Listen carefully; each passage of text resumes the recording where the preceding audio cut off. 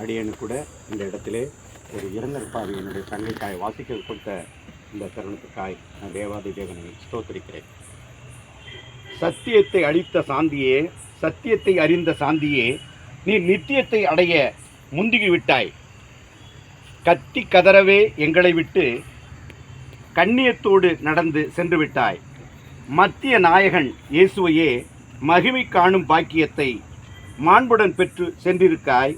சத்தியம் அறிந்த நாங்களுமே சாதிக்க வேண்டிய காரியத்தை சடிதியில் மண்ணில் செய்துவிட்டு நித்தியர் பாதம் சரணடைவோம், நேரிலே நாங்கள் கண்டடைவோம் என்று கூறி வாழ்த்துக்குள் இந்த இரங்கற்பாவை தேவனுக்கு நேராய் வாசிக்கிறேன். நன்றி.